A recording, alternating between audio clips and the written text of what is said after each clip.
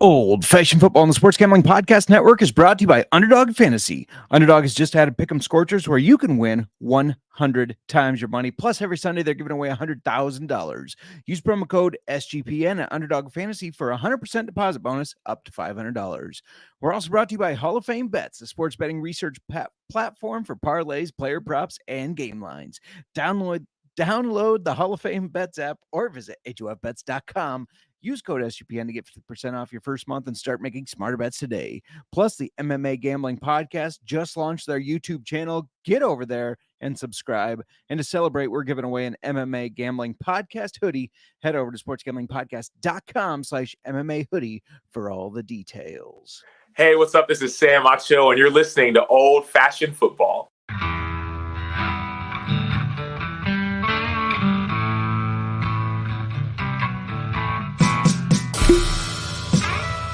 Old Fashioned Football.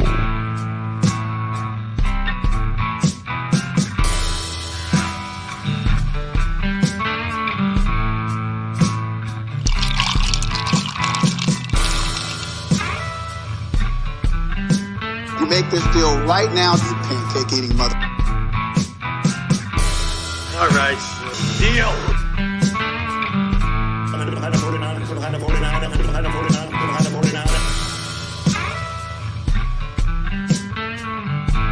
Old Fashioned Football. Welcome to Old Fashioned Football. If you're wondering who you're listening to, this is J Mark. You can find me on the X at JMarkFootball. I cannot talk today, apparently. It is Monday. Before I keep going to talk about Week 9 Waiver Wires, that's right, we are in Week 9 already. I got to bring in my co-host on Pod and in Life. You can find her on the X at the Mermark. Gosh dang it, the Mermark. You can find us on at Old Fashioned FB. Mer, how you doing today? Well, I was going to say that I have a case of the Mondays, but maybe you do as well. I don't know what to tell you. I'm exhausted. We had not so much because of having a weekend with kids in the house, but that is why I'm exhausted. But more because work really just tore me down today. I don't know how else to say it. It was brutal.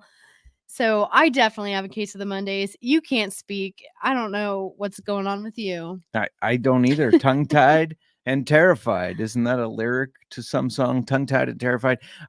Terrified of some of these games in my fantasy football leagues. Are you not doing so well this week? I had some rough outings. I had some good ones, but I had some rough outings. So yeah, there is that in the league that I came on our show and boasted and bragged about being 6-0. And since then I've lost 2 in a row because I'm going to lose this week. So that's what I get. I'm going to lose in our league. Well, I don't want to jinx myself and brag and then start losing like you. But aside from our listener league, which we tanked in this week on purpose, we're going for the number 1 draft. Oh wait, that doesn't work.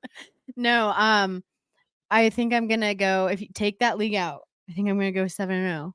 Nice. In the rest. Nice. So I guess I'm 7-1 because of the league we are managers of. Everybody does. I keep hearing people tune in to hear you. And that's why you're going 7-0. No, it's close though. It is so close tonight. I'm going to be biting my nails later because it is in one of them, I'm less than 0.3 points within winning, for the final projections. Who I'm going against has no one left. Mm-hmm. I have Josh Jacobs. All right, so you need a big game. I need a big game out of Josh Jacobs. Out of the second-ranked defense, Detroit Lions. That's going to be a tough one. I have faith. You have been just ragging on Josh Jacobs for weeks, so I'd love for him to have a blow-up game in your face. If he sucks again and gets his less than 3-yard average, are you going to admit?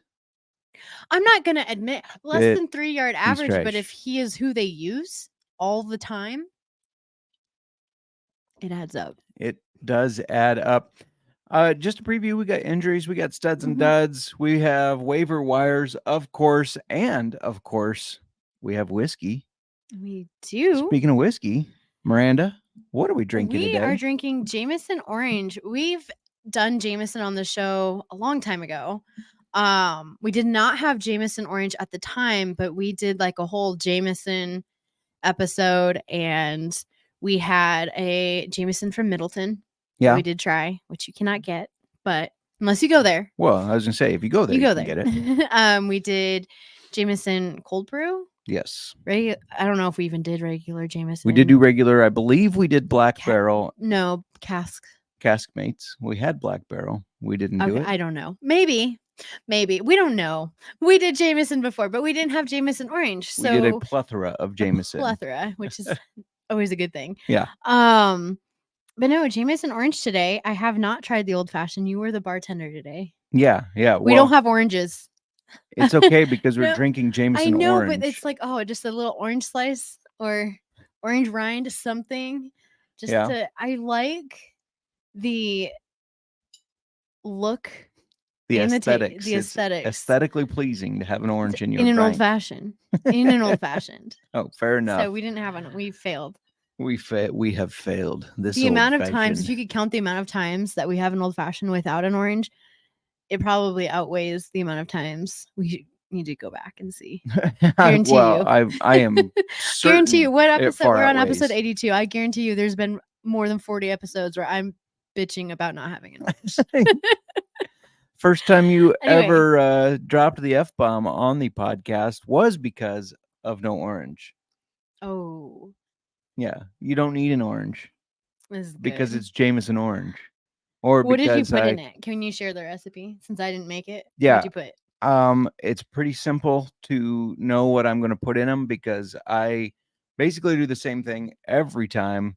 I put in some sugar cube. I put in a little bit of water, and I put in orange bitters and Angostura bitters, and then some whiskey. Combo and whiskey. Oh my gosh. That's what I do This every is time. good. This is so good. Yeah, don't knock me as the bartender, as you have done many times, because I You can have make. made some duds. Wow. Sorry. Wow. This is why I read out the dud list, isn't it? Because I made some duds. Okay, maybe we should just get into some football. But Throw it's my really hat down good. in We'll anger. talk more about Jameson Orange later on in the show when we do our review of it. Yes. Now that you've Straight. injured my pride, why don't we talk about the injury report? Let's get to it. It's a painful injury report. Well, Blake can join me in being in pain. Jiminy Fields. Christmas. Fields is still going to be out. He's out for another week with his dislocated thumb. I need him badly to come back. I was wondering where you're going with that. I need him badly to come back. Kirk Cousins, this was a major one for me. He is one of my main QBs in one of my leagues. Anyway, he tore his Achilles. He's out the rest of the season unless he can, I don't know.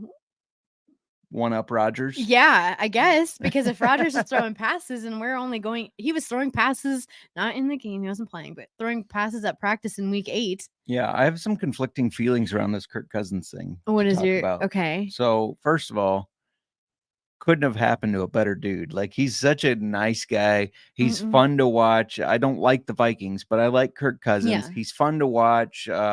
When he gets his chains after they have a win, like all the guys give him chains and he's dancing on the plane.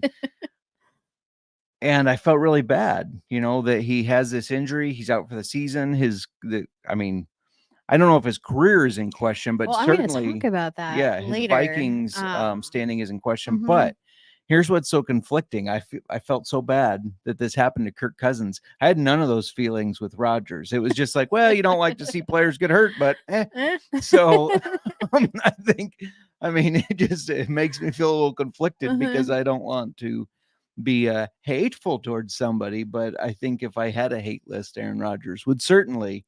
You don't be on even it. know the guy personally. No, I know. So we and shout out to the chat. Mom's checking in, says cousin needs Rodgers surgeon, apparently, since he's coming back Apparently, so far. But in 7 weeks, 8 weeks. yeah, was talking on the NFL Gambling Podcast about how Rodgers is going to come back. Now the Mhm. Jets have won 3 games in a row, so they're in playoff discussions. It's not like they're down and out. And they need Rodgers. Rodgers is going to come back and save the season. And I told Moneyline Mac on the NFL Gambling Podcast that we're going to hear so much about this that I myself am going to have to go into a darkness retreat so I don't have to hear this shit, because that's all the media is going to talk about. Oh, it is. He's going to be. People haven't been talking about him lately, so they're like, okay, no, we need to bring him back in. There's not drama going on around him, so we need some more of that. He is what makes the NFL a soap opera. Him and Taylor Swift.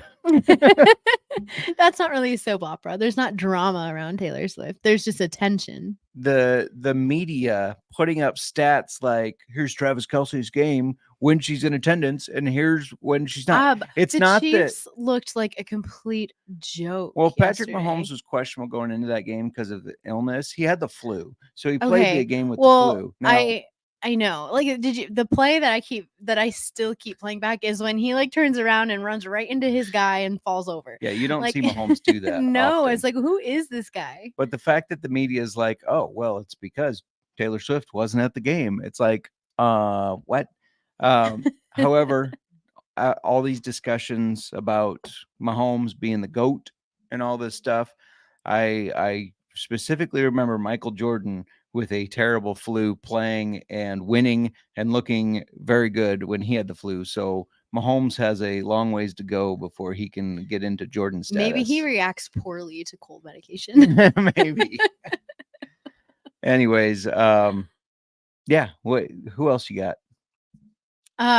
Okay, I have another quarterback. Matt Stafford. He injured his thumb, a UCL injury on his thumb. Yeah, that's in your thumb. What is the UCL? It's a ligament in your thumb, the something central ligament. Do you only know this because you read it? No, I don't know it at all. I'm making it up, but I know it's a thumb injury, and it's the UCL. Like, you want to be all smart assy with me. Okay. But anyway, Stafford's going to be day to day. I think they just updated it today that he's day to day. Yes. Today. First, it was that they might put him on injured reserve. Then it was day to day. Who knows? Mm-hmm. Rough day for quarterbacks. Dan Jones was cleared for contact. However, Ty God, who was playing in his place, released from the hospital because he had a rib injury that caused him to have to stay overnight. I don't know if that's because he has had a punctured lung before. I'm not sure why he had to stay overnight due to a rib injury.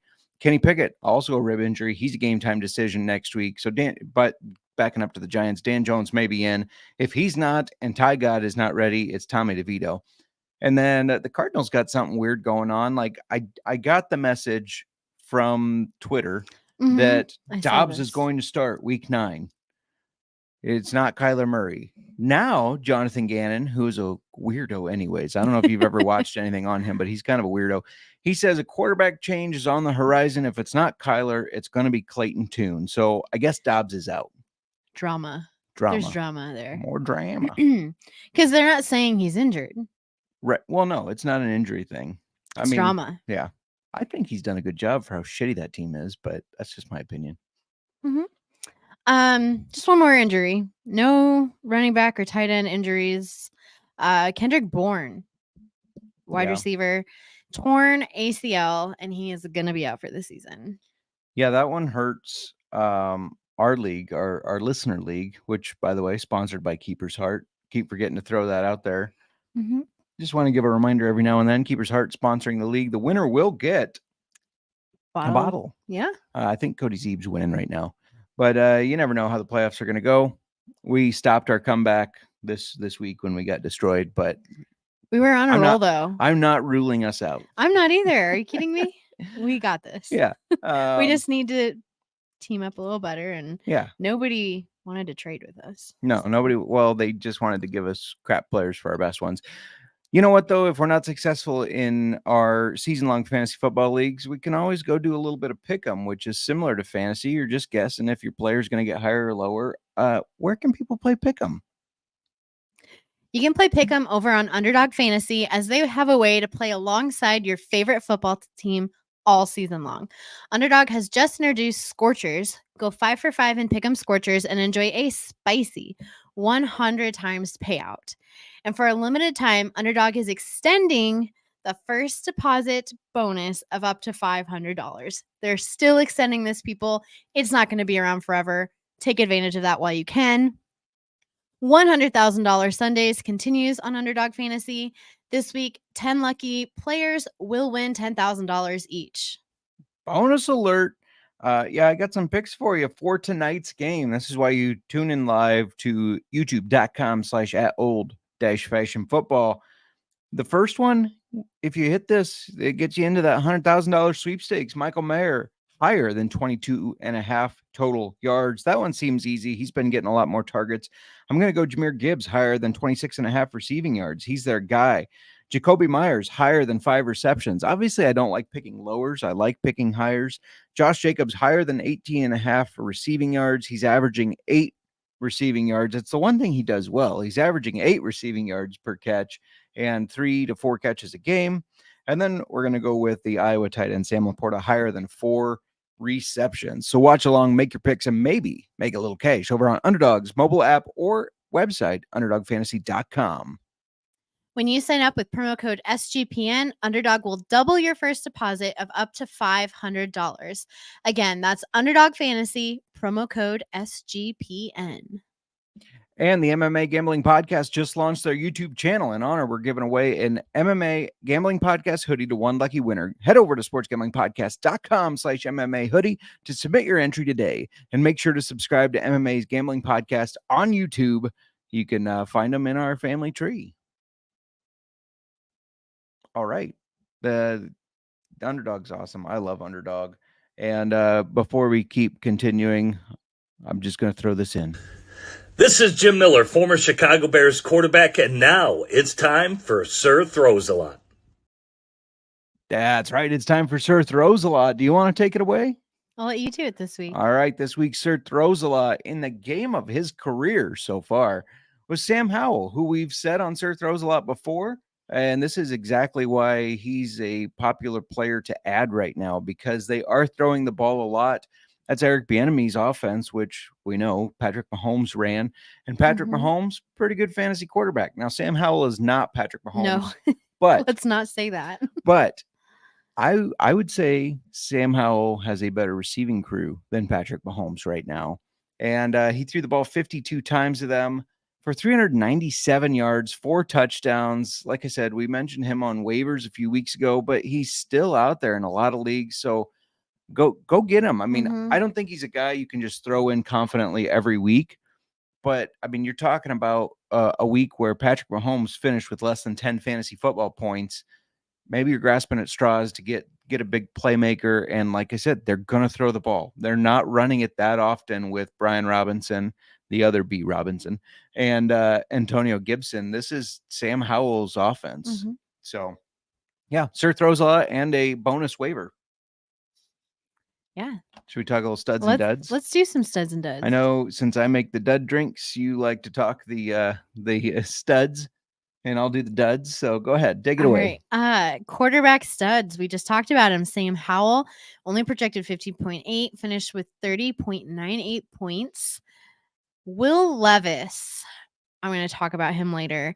I am disappointed in myself here for not going with my gut. The banana eater. And for missing an opportunity. The banana Yes, eater. the banana eater. The rotten banana. The peel black eater. The He banana. ate the whole thing. Yeah, black banana, peel and all. Yes. Just chomp into it. And he puts mayonnaise in his coffee. It was all for publicity. Was it? Yes. That's bad publicity. No, This was a distraction that led him to be a people like to pick. watch weird things. I don't think GMs of teams do, because he fell to the second round for a reason. And I think it's because he puts mayonnaise in his coffee. Anyways, go on. Younger people like to watch not, these generations coming up. Anyway, I'm done. Cut me off. Will Levis predicted 10.7 points, finished with 28.62. Running backs, we had Gus Edwards, another good week out of him. He was projected 11.5, finished with 28.4. The wheels on the bus go round and round. And that bus is still rolling. Yeah.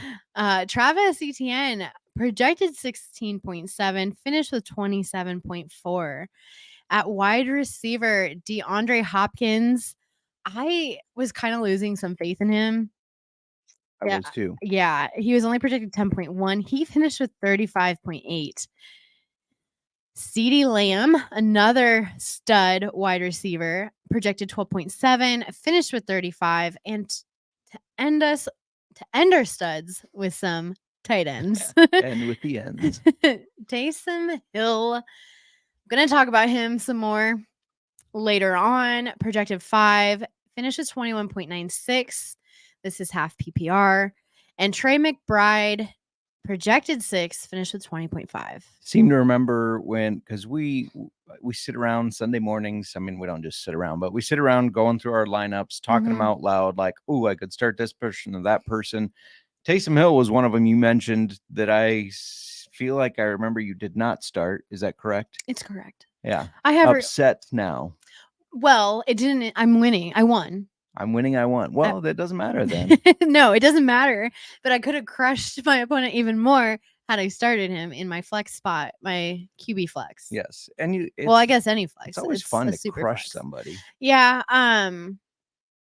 It's not fun to get crushed. No, but it's fun. This to crush is somebody. The Pirate League. Oh, nice. Yeah, I had one of my quarterbacks stolen, and it is a super flex league. I only had one quarterback. I picked up Taysom Hill.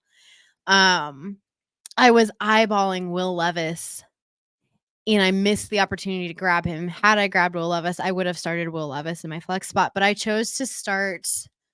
The name is leaving me. Another tight end in my flex. Who did I start? I thought I looked at it and it was not a tight end. You started Tank Dell. Oh, Tank Dell. I was debating Tank Dell, Taysom Hill, and somebody else. You're thinking of a different league. This is not the league you crushed somebody. You won by 3. Well, I still won. No, well, I could have crushed my opponent. Oh, even if you more. had Yes. gotten the 23 from okay. Why didn't you just butt out of my league? A win is a win. I said I could have crushed them. I started him. I think I'm going to pull out a win against our buddy Kinsey.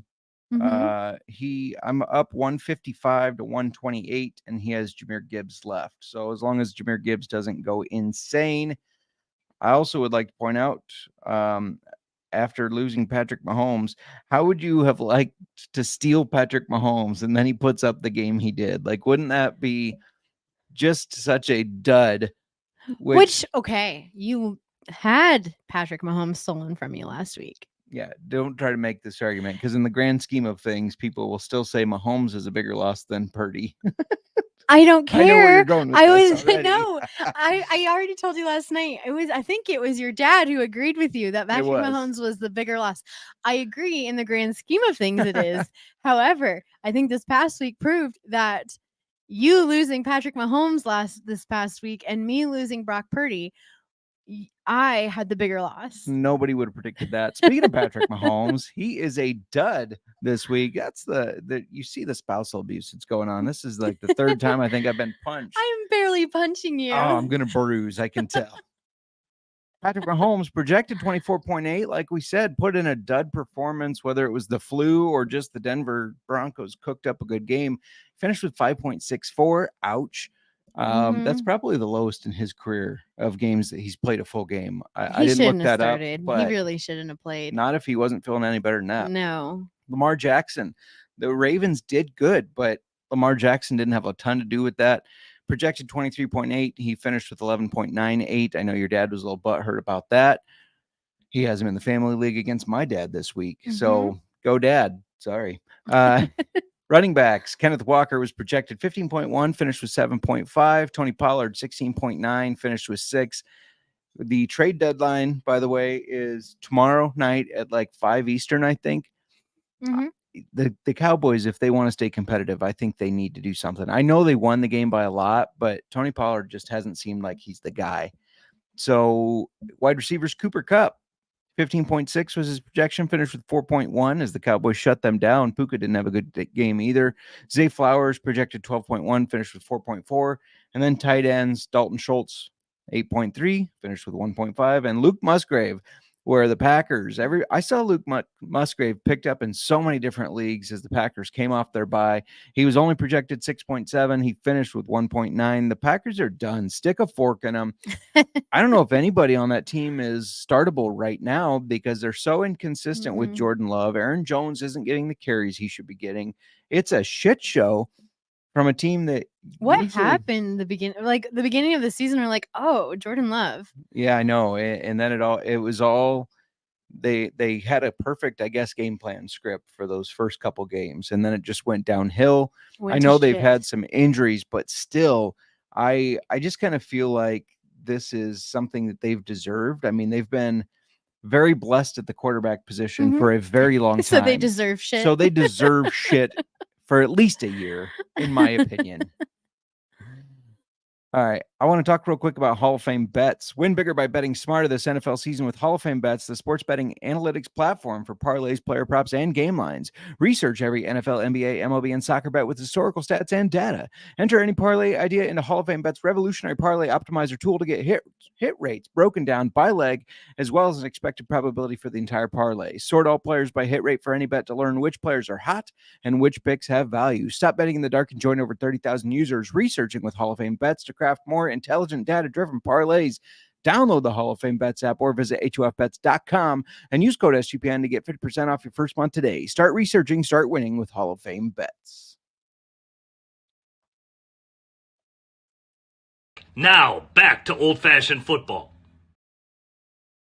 Speaking of Hall of Fame Bets, they put out a parlay for the Dolphins-Patriots game that was 13 yards from hitting. Tyreek Hill needed 13 more yards. It was like a plus 1,100 odds, so would have been a big win. That close.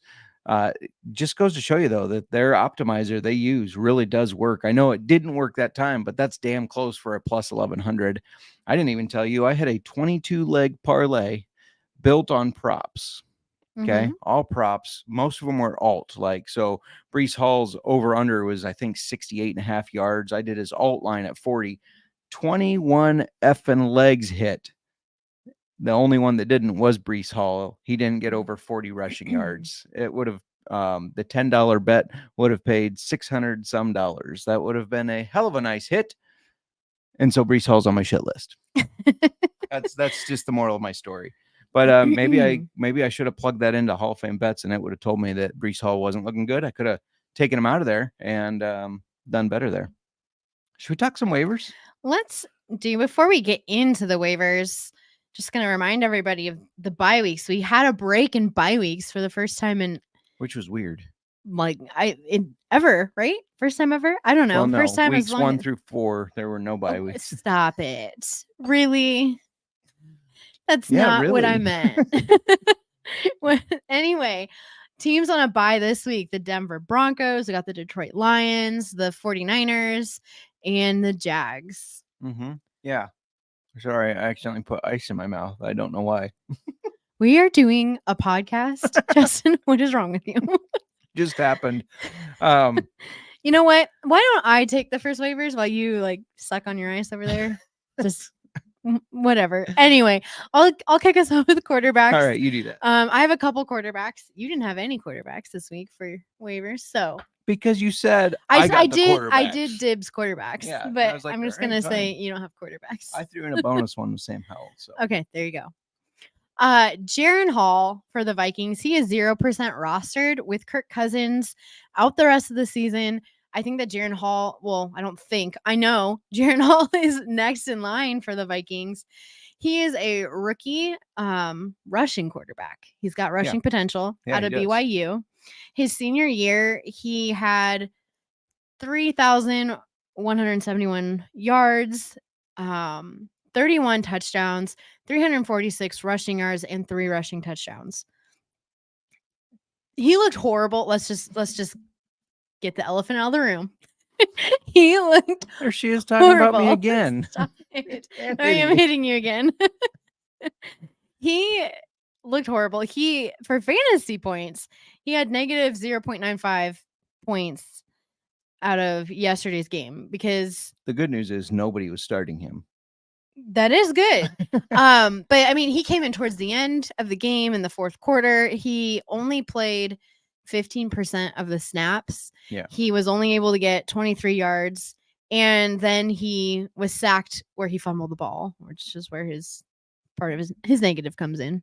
And I mean, they were winning anyway, so he didn't need to do much. Yeah. So he didn't look impressive, but I think I mean, he's worth a pickup, especially because he is a rushing quarterback. There are also a lot of questions on whether or not Cousins is going to Return. be back with the team Yeah. next year. So in essence, like this is Hall's audition for future starting job on the team. Yeah, I'm fairly certain Cousins' contract is up. So So I think not only like if you're in desperate need of a quarterback and like he is the guy, Jaren Hall is going to be the starting quarterback for the Vikings the rest of the season.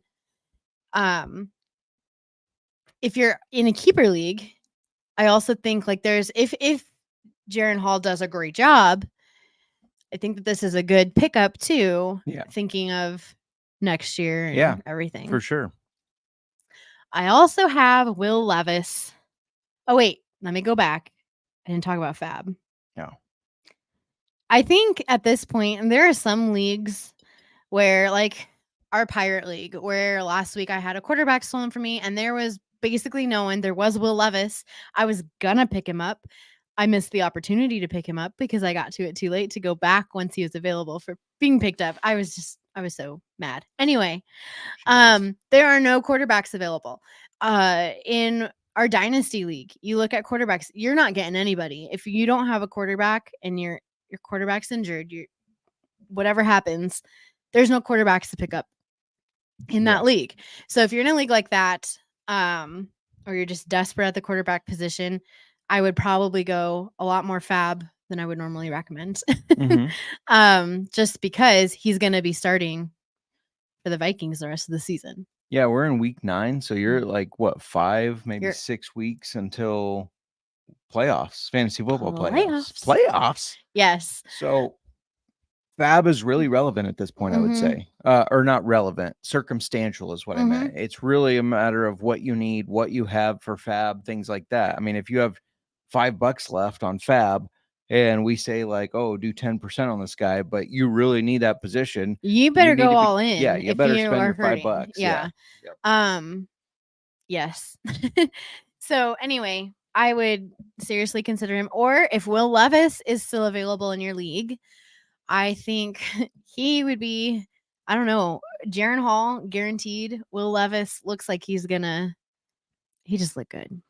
Yeah, Tannehill has not not- looked great this year. no. Will Levis probably won that job. I think that Will Levis is, I think he did. Which So what? you called I did. in preseason. You I said did. eventually Will And Levis people would be the didn't want guy. to listen to me. Me especially. I did not think he would be successful as a NFL quarterback, at least in week 1 or year 1. Now, it'll be really interesting. The Titans on, I think, Thursday night go on the road to play the Steelers. That's a really tough spot for a rookie quarterback, especially coming off such a big day.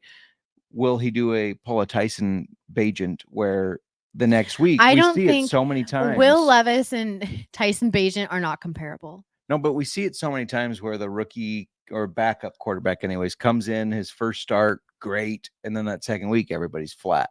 It'll be interesting to see. I don't think he's gonna have it. You don't think so? I don't think so.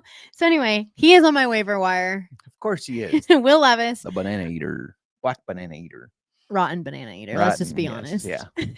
He is only 7% rostered. I already expressed that I have regrets. I missed out on grabbing him last week when I was monitoring a situation, and he's not available where I need him. With Tannehill still out, Levis is expected to start again this week. I think he's going to be their guy. Just with yesterday's performance, like I said, I think he won the job. He had 238 passing yards and 4 touchdowns.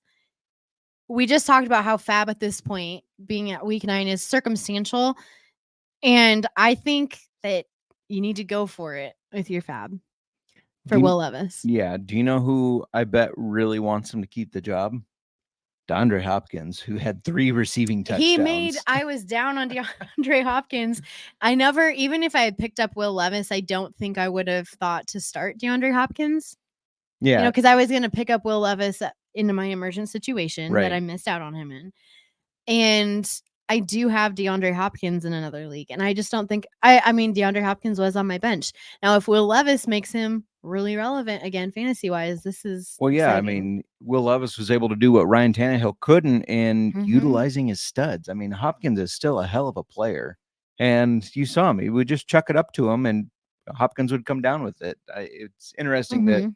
that Tannehill couldn't get that done. All right, I dibsed. I said, yeah, I know you're like, I'm doing the QBs. So I said, well, fine, I'll do the running backs. I'm going to start with the guy that just got signed. By the way, Dad's checking in, says, pick up Levis. I thought you was going to do it, Daddy. I'm going to go with the running back that just got signed by the Bills, Leonard Fournette. He's rostered in 10% of leagues because some people just knew he had to get a job eventually because he's a talented running back. He passed the physical. He's been signed. He has experience with a heavy workload, right? Mhm. And James Cook, he's been good. He's been all right, but the Bills have looked for somebody else who can carry the workload. They were trying it with Latavius Murray. I don't think Murray is really that guy. Fournette's a younger guy than Latavius Murray. Fournette is a better athlete for sure, a better running back. He might take a couple weeks to learn the workload and get like a full carry, but I do think this is going to be a split backfield. And last year with the Bucs, splitting some time with Rashad White, Fournette, even though he was still technically the lead back, he had 668 rushing yards, 523 receiving yards, so 1,100 yards there, and 6 total touchdowns.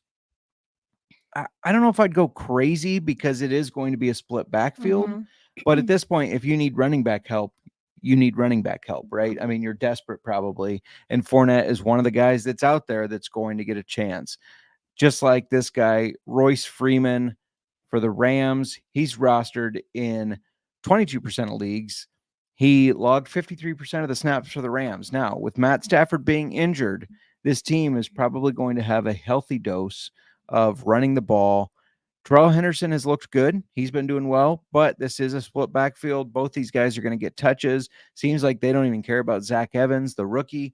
Freeman had 44 yards and a touchdown against the Cowboys last week. Not many people had a good week for the Rams. And I just... Wasn't Zach Evans out? He was a healthy scratch, I believe. They ruled him out as a healthy scratch because Terrell Henderson and Royce Freeman can carry the workload. And yeah, the Rams didn't have a very good day. Shout out to just a random kid back in the chat, says, hope you're doing great. We're doing tired, but we're doing great. Should I worry about Kupp? That's tough. I think even if Stafford misses time, Kupp's not going to have as great of a passer throwing to him with Ripien. His dad was good. He is not. But I still think Kupp is one of those guys that anybody's going to rely on. Any quarterback's going to be like, I need to get this guy the ball. He's super talented. Yeah. If you've listened to us before, you've heard me say Cooper Kupp is Cooper Kupp. Cooper Kupp is Cooper Kupp. So while I don't think his ceiling will be as high without Stafford, I still think he's going to be relevant. Going to need to be relied on. Yeah. That was an off game. They played a really good Dallas defense. So I wouldn't hit the panic button yet. That's for sure. But I don't know if I said fab on Fournette or Freeman, but I don't think you did. It's all circumstantial at this point. It's all depending on what you need, what you have for either of them. If you are desperate for a running back or a flex spot, I mean, 15% isn't unreasonable. If you're sitting there just grasping at straws to try to win a game, maybe go a little more aggressive on one of them. I think I would pick Fournette over I was going to say Fournette. Because the Bills are a really good offense. Yeah. And you all right over there? Sorry, I think I'm okay. This is just a touchy subject that's choking her up. Fournette is back. Well, and I'm just she's gonna say excited. with Darrell Henderson. Yeah. Darrell. Okay. I thought you were mocking me for a second. Stop. Say nothing. Anyway, I would lean more towards Leonard Fournette. We've gotten into arguments in the past over him because I told you he was super talented when he was with the Bucs. We got into an argument. When the Bucs signed him, you said he was going to finish top 15. Top 15. You said top 30. Yeah. And he finished outside of that. He finished outside of it.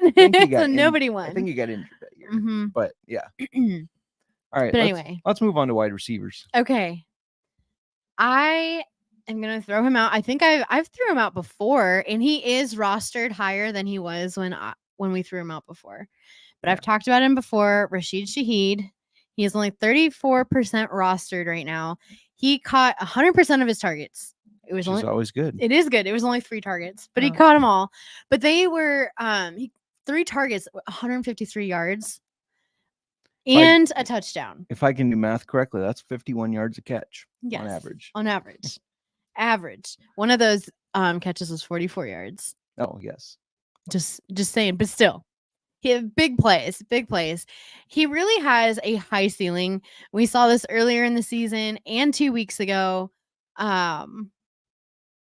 Derek Carr is a quarterback who really likes who doesn't really like, but throwing big plays is what I was going to say, but he likes throwing to Rashid on those big plays.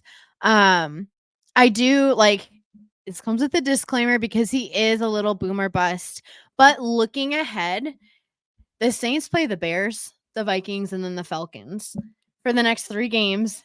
And I feel like those 3 games are going to give him more boom potential than bust. Yeah, not great defenses. Poor bottom of the barrel defenses. Unfortunately, saying that about us. But yeah, if you haven't picked him up, because it's hard to know like when you're gonna trust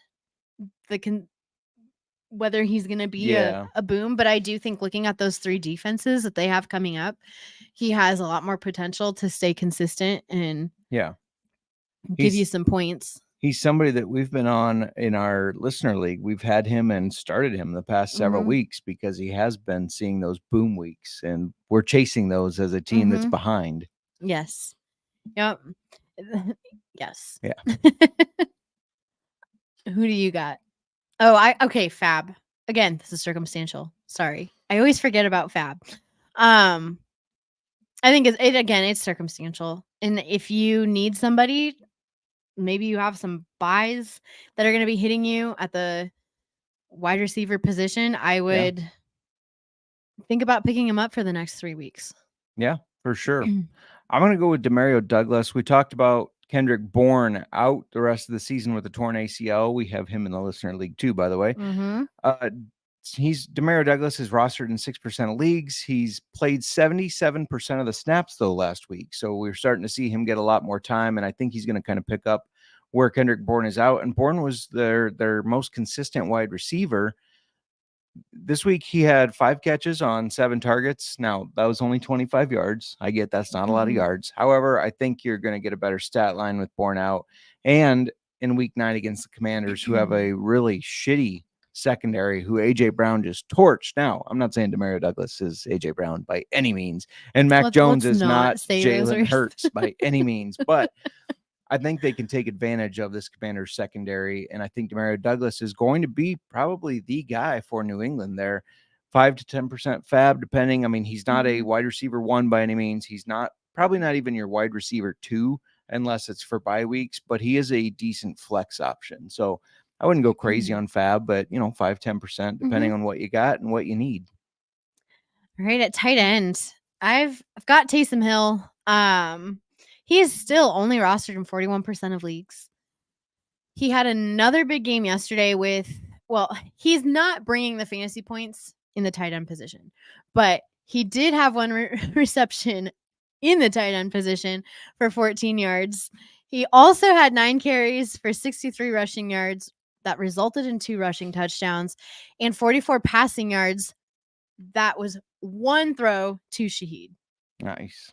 You're aligning your waivers. I like it. I'm just saying. Yeah. I feel like we're starting to see some consistency. The last 3 weeks, he went from, I think it was 15.8 to 18.8, and this last week we saw him at 23 something.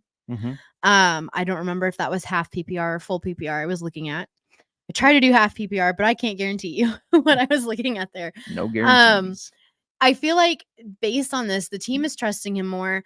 I like seeing that they are utilizing him and getting the most out of him because he can do everything. Yeah. And with that consistency and his versatility, I feel like he should be rostered in way more leagues than 41%. For sure. I am still kicking myself that I was gonna start him in my super flex. I'm kicking well, it doesn't matter. I won. But I still kick myself. I was like, I should have done it. I should have gone with my gut. You don't have to do that. I can do that for you. I was gonna start him. That's what I intended. And I think it was I rarely look at like the projections anymore when I'm picking, but that 5 points that he was projected really deterred me from putting him in that super flex spot. Yeah.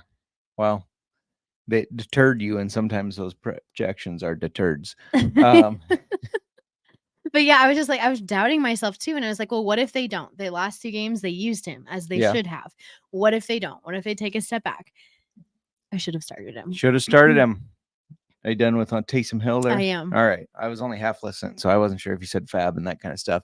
I'm going to go with Trey McBride, who's rostered in 28%. Look, he made. How dare you? I'm sorry. Disrespectful. What are you doing over there? I'm thinking of questions we have that we're going to get to in a second, and I'm thinking of the whiskey that I want to drink, and I'm thinking of the clearly game you're tonight. you're not gonna, if you're in our leagues and Taysom Hill's available, Justin's not picking him up because he didn't listen to me. No, I'm going to pick up this guy, Trey McBride, rostered in 28% of leagues. Look, he was on our start list this week. And he thanked us that by putting him on there by finishing as tight end 1. 14 targets, which is an insane amount of targets, 10 receptions, 95 yards, and a touchdown. Ertz is going to miss at least 3 more games. But if McBride keeps his pace up, why rush Ertz back? Why not just keep playing McBride? He's a talented tight end who's finally getting his shot. I'm a little concerned that we have a quarterback change coming now, whether that's Kyler Murray or whether it's Clayton Tune, because maybe they won't want to throw it to him as much as Dobbs. Dobbs and him seem to be on the same page, but I still think his talent's going to win out. I started stuttering there. I don't know why. I picked a random fab number, 6%, but if you need tight end help, I would go get this guy now, and I would go after him hard, because I think the rest of this season, he's going to finish in the top 12 of tight ends. Starting now, if everybody's starting at 0 ranked, I do believe he'll finish in the top 12 rest of the season. Oh, I'm sorry. What did you say? I wasn't listening. It's okay. I'm kidding. Let's do a couple questions here before we get to the whiskey. You didn't have anything else on waivers, correct? No, I didn't. No, okay. Let's see, where was I? A Monster 23 says it is spooky season, by the way. Halloween is tomorrow. Should I trade Jacobs for Pollard? I don't like Pollard's rest of season schedule, specifically during playoffs. What say you? I don't like either of these running backs. You're thinking? I don't know. I'm relying on Jacobs to have a blow up game tonight. So Pollard is ranked 17th. Jacobs is finished 20th. I do think the Raiders have a little bit better season going forward. I'm not a Jacobs fan, but it is PPR. Yeah. Oh, it doesn't say PPR. I thought it did. Sorry. But I'm going to assume this is PPR. Yeah, no. I don't like Pollard though. I think I would wait until end of Tuesday evening to make sure no trades are done. Because, well, maybe, I guess if you're trying to get rid of Pollard, don't wait, because I think the Cowboys could end up bringing somebody in. Well, he said trade Jacobs for Pollard. He's not getting rid of Pollard. Well, he said, I just don't like Pollard's rest of season. Oh, yeah, I wouldn't trade Jacobs away, if that's the question. Sorry, you're probably right. I would not trade Jacobs away. Reading is hard. It is. Tingley, it's all Tingley, says, who are some of y'all's low-end wide receiver ones? I was trying to look at some here. I mean, that's all relative too, right? But going forward, I like Mike Evans. He's sitting at 13th ranked right now. I think the Bucs are probably the best team in that division. No, Saints probably are, but I think the Bucs are going to stay competitive. I also like Nico Collins. Nico has been the guy some weeks. They had an off week against the Panthers, but I think he's the guy. Nico for me. For you like Nico? Just looking at some of these, I'm looking in the top 25 to see who I think could get better than that top 25. I really like Jacoby Myers. Devontae Adams is the dude, but Jacoby Myers has really stepped it up.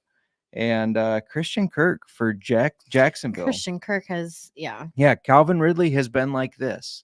Christian Kirk has been consistently good, and I think that's going to stay. I think Trevor Lawrence is comfortable with him, and so I would just keep going for him. Thoughts? I agree. What do you think about DeAndre Hopkins if Will Levis? Yeah, if Will Levis can continue to play like that, Mhm. absolutely Hopkins. Now, it's going to be hard to get him from anybody because this is as high as he's been all season right now, Yeah. his value. But maybe next week the Steelers do shut them down. Then I would Mhm. maybe go for DeAndre Hopkins if it sounds like Levis is going to keep that starting job. Just a random kid says Rashid is such a goat. Picked him up last week and it's a solid flex and has a good schedule. Yeah, the Saints have one of the easiest schedules the rest of the season. Easiest schedule all season. They were favored in 14 of 17 games, I believe. That's how easy it is. Tucker Eldridge says Amon-Ra or Devontae Adams PPR for tonight. Normally, I would say Amon-Ra, but even though they said he's active, he has an illness. What if he puts up a Patrick Mahomes-like game? I was going to say, what if he pulls the Mahomes? Yeah, no, I think if he is sick, it sounds like he's been pretty sick. Mhm. You know, I kind of wonder if maybe it's the Rona going around, but the league no longer has that they have to sit out type of policy. I don't know. Or maybe it is just flu season for all these guys. Well, it is flu season. Well, there you We're go. getting into it. Potato, really. I mean, but anyways, I just worry that Amon-Ra is going to be a little bit more of a decoy being sick rather than having a good game. So for me, I'm going to say Devontae Adams. Do you agree? I think I do. I think it's risky I will say I took in my starting Amon-Ra. Like, yeah, I don't know. It's hard to sit Amon-Ra. yeah. I have to win. I'm against 4 other people for a secret league. I can't talk about it, but I'm Mhm. against 4 other people, and it's a captain showdown lineup, and I have to win, or I have to not finish last, basically. And I did not feel comfortable with Amon-Ra. I actually swapped him out for Devontae Adams. So Well, that's your answer. for then. me, that's Yeah. what I'm doing. I'm not saying that's right, but that's what my gut is telling me. All right, that's all the questions for right now. Thanks for asking those. If you have others, put them in the chat. We'll answer them as soon as we're done talking about whiskey. You want to talk a little whiskey? I would love to talk some whiskey. Are you I already pour? Oh, you I already poured these Oh, you used our little because- things. Yeah. This one will be mine because I got a little heavy on the pour. But yeah, these are our You're like, I'll take one for the team. Yeah, what are these called? The Glencairn glasses, is that right? Well, We should know this. I know my parents I'm would know, blinking. but look at this little hat. I It's got a little know. hat. Well, I haven't got a hat. Doodle-doo-doo-doo-doo. You go ahead and start on the history. Okay. So I don't keep singing. If you were with us when we did our plethora of Jameson reviews a while back, you probably heard some of this information before, but I feel like it's been about a year since we had our Jameson episode. We have not reviewed Jameson Orange before, so that is what we're drinking tonight in our old fashions. It makes a great old fashioned. This old fashioned is very delicious, Justin. So good job. Thank you. You made a good old fashioned, even though we didn't have an orange. Yes, Glencairn is the name, by the way. Yes. So just a little bit of background and history. John Jameson was born in Scotland in 1740, and then he went to Dublin in the late 1770s. 4 of his sons followed him into distilling in Ireland, which kind of set up a family dynasty that lasted for obviously generations. In 1780, Dublin was the second largest city in Britain and Ireland. Only London was larger. And during this period, over 100 breweries and distilleries were operating in Dublin. So even though there was a lot of competition, John Jameson made a good name for himself, and the whiskey he made rose above the rest. Between 1785 and 1825, the distiller had to pay taxes on malt as well as on spirit. So John wanted to use less malt, and he started experimenting with mash bills of malted and unmalted barley. And the public soon came to prefer this type of whiskey so much that imported malt Scotch whiskey became difficult to sell in Dublin. I didn't want to interrupt you, but I have a comment. I love somebody who likes to avoid the tax man. Well, John Jameson. That's right. Fuck The taxes. first. Anyways, go on. All right. In 1804, John Jameson II. These are all John Jamesons. It's all Yes. John Jameson, the second, the third, and the fourth. He took over in 1804. John Jameson III took over in 1851. And in 1875, John Jameson IV took over. From 1917, When you keep saying John Jameson, that John, what's it? Jacob Jingleheimer Jingleheimer Schmidt Schmidt keeps popping in That's my so head. weird because Is it you too? yeah. Okay. What's wrong with us? Okay. Yeah, it's just every time we say it, I'm His like, name was- yep. Anyways, go on. Okay. Anyway, from digress. 1917 to 1918, the distillery closed due to war-caused corn shortage. And then in 1941, George Lionel Jameson took over, breaking from the John Jamesons. Speaking of war, there was some Mhm. I think it was called the Easter Rising or something. It was some Mhm. sort of fight. But anyways, the Bow Street distillery there actually had a sniper sit on top of it for a couple of days, overlooking one of the battles and picking people off. So I thought that was kind of cool. Well, speaking of Bow Street, Yes. in 1970, the last drops of the pot still whiskey were distilled at the Jameson Distillery on Bow Street. Which we have been to. We have. That is, I think, like if you've been to the Jameson Distillery, I think this is one, in Dublin. That's, Yeah. Yep. yeah, where you've been. Yeah. But that ended nearly 200 years of whiskey production, and this location became the Jameson spiritual home, and later home to millions of visitors who go there all the time. Yeah. To take a tour of the distillery, try some Jameson. We've been there. You got like a certificate as a Certified Jameson taster. Yeah. Thank you very and much. I regret not raising my hand too. Like Yeah, I wasn't into we went there for our honeymoon Mhm. and way back then. Yeah. Long time ago. I was not into whiskey as much, but At all. Jameson was the first whiskey I loved. Yeah. After the tour of the distillery, everybody got Jameson, and they were serving Jameson on the rocks, Jameson and Sprite, Mhm. and Jameson and cranberry. And that is where my love for Jameson and cranberries came from. And I started drinking Jameson and cranberries when we'd go out. It was a go-to, for a long time. For a long time for me. You can't go wrong with it. Jameson, ginger, and lime is like that's what it is. That's where it's at. That's what it is. In the can is good, but making it homemade, that's where Yes. it's at. Agreed. Anyway, so in 1972, Jameson moved from Dublin to Middleton in Cork County. Mhm. And this is where Jameson is currently distilled. It was a larger location, which was needed with the growth of Irish whiskey. And then the old distillery on Bow Street wasn't opened as a visitor center until 1997. So, Yeah. what? Oh, and I was going to say, if you go, I don't know if they still do it, but if they ask for volunteers, raise your hand and volunteer because you'll get to try some special stuff. Yes. And some of their products that you can get to anywhere basically right now. I'm going to leave off all the Middleton because we have a couple of Middleton ones. Those ones you can only get at the distillery. Yes. But likely everyone knows of their products. You have Jameson Black Barrel, Caskmates Stout, Caskmates IPA, Jameson Cold Brew, Jameson Ginger in a can, Jameson Cola in a can, Jameson Lemon in a can. I haven't seen that one. Or the cola. Have you? Yeah, I don't think so, but I bet those are good. Mm-hmm. The lemon, anyways. I'm not a big cola guy. But. Yeah.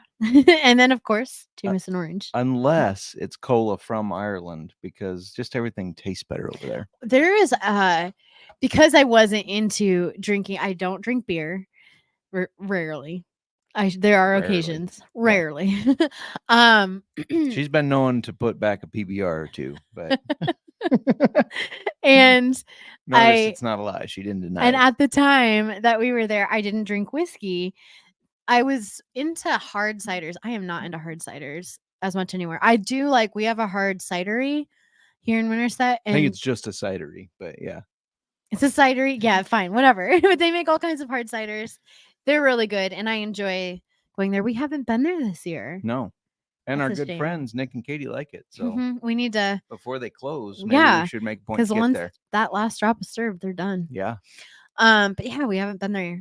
Anyway, I was really into drinking Yeah, sorry. hard cider, and what was it? But it's I called knew you were something gonna else ask. in the States. Yeah. I knew you were going to ask. I can't remember, but it was like a go-to for a lot of people. Like if you went, like, you know, if you go to a ball game here, the Bud Light is like probably the most drank thing, or some sort of light beer.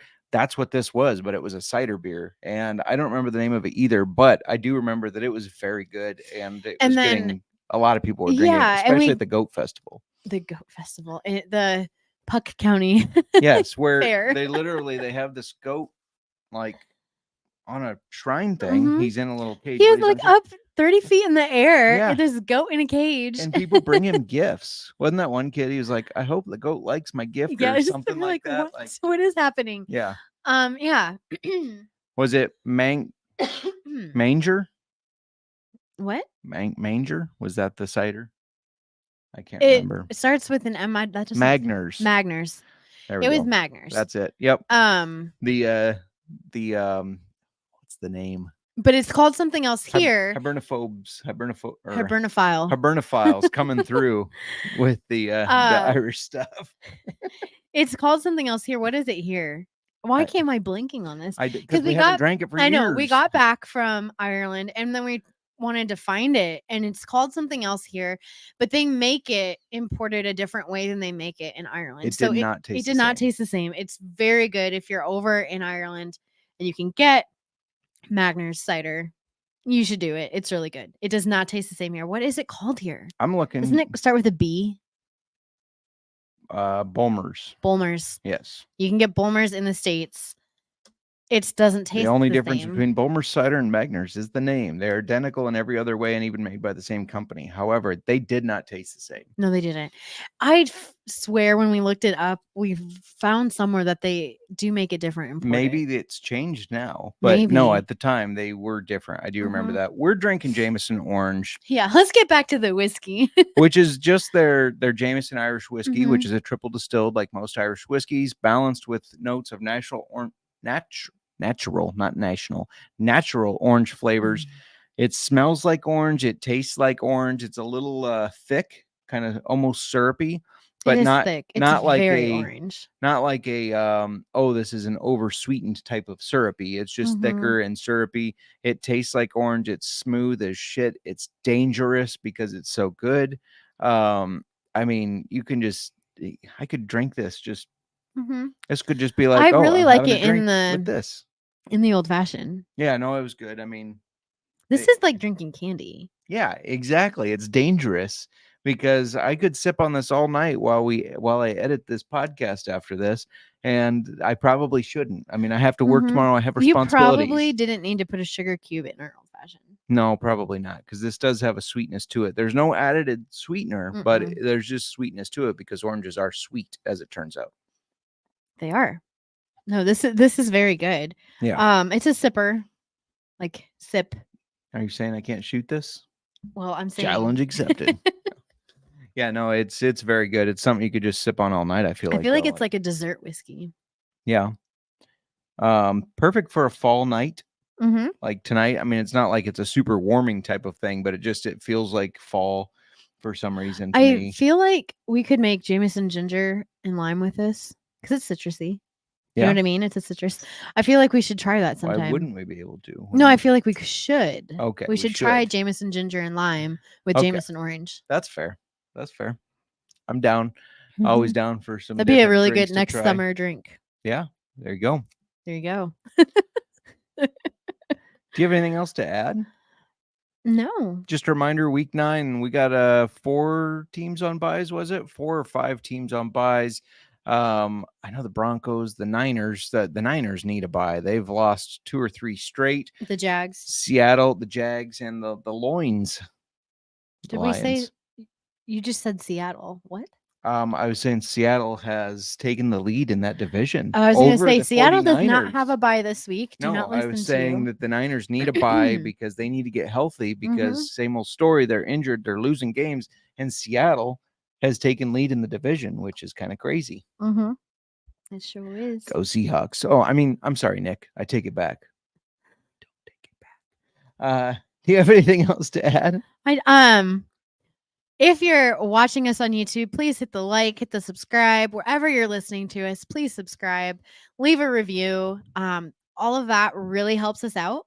And I need to run a contest in November to. I was thinking cook some that too. reviews We and are in the subscriptions. works of getting. We're still trying to schedule. Savage and Cook is coming back. Yeah. We're getting it on the schedule. The date that you picked is a date that I have business travel. No, not the date I picked. A date. Well, the no, distiller don't blame threw out. him. I'm not Don't blaming blame him. I'm saying he's so busy with the launch of this. I know. That was one of but the I'm free so days. excited to get Dylan Carney back on the show with Yes. us. We're super we're fun guy. planning That'll be stuff. fun. Things got a little crazy just with life lately. So getting those interviews arranged and everything has been. And we need to get some fantasy football guests on. We're gonna have Rod and Cody over at the NASCAR Gambling Podcast on soon. Do a crossover episode. Yeah, a little crossover stuff. There's some other people within the fantasy football community that we need to get on here. So yeah, definitely look to that. And they can help us. We'll give them the option of throwing out a waiver or two, or to help us with start sit, and you'll get some extra opinions. Yes. Thursday night start sit. That would be the fun one, for sure. Yeah, Mhm. get multiple opinions on that. How's your old fashioned over there? It's almost gone. It's really good. My ice melted. It's almost gone. It's really good. My ice melted. Making it look like I have more in my glass than I should. You heard it there. Going once, going twice. Sold. Old-fashioned football.